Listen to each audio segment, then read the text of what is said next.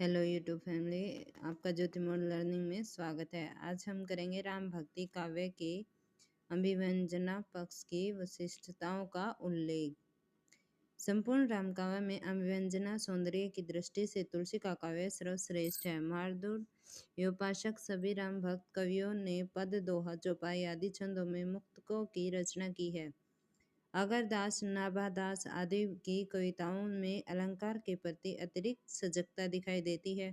केशवदास रामकाव्य में अलंकार प्रयोग तथा चमत्कार प्रियता की दृष्टि से सर्वप्रमुख कवि हैं।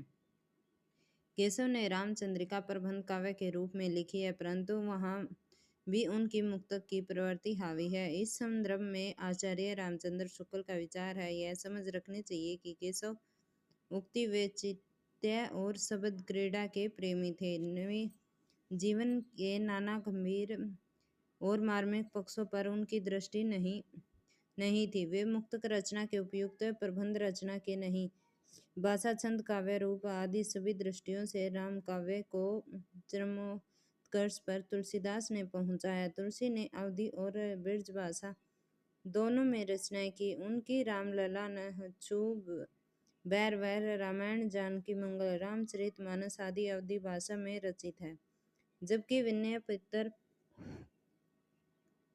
पत्रिका, गीतावली, दोहावली, कवितावली आदि ब्रज भाषा में है। जानकी मंगल, रामलला, रामचरितमानस में अवधी का परिमार्जित रूप, संस्कृत की कोमल शब्दावली के कलात्मक समावेश ने उनकी भाषा को विशिष्ट रूप बनाया है।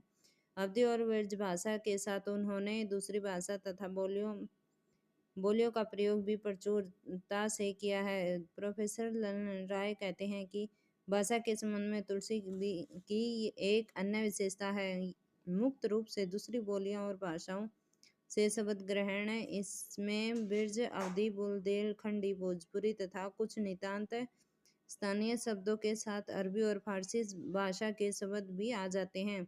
तुलसी ने अपनी कविता के लिए प्रबंध और मुक्तक दोनों काव्यों को स्थान दिया है। रामचरितमानस प्रबंध काव्य, कवितावली, दोहावली, वैराग्य संदीपावनी, रामज्ञा प्रश्न आदि रचना मुक्तक है।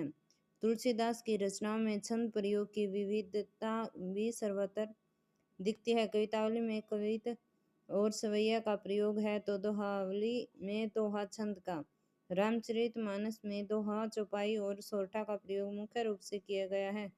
गीतावली में परगीत शैली का प्रयोग किया गया। काव्य में अलंकार का भी सुंदर और समुचित प्रयोग हुआ। तुलसीदास में कविताओं में मिलता है। लाइक और सब्सक्राइब।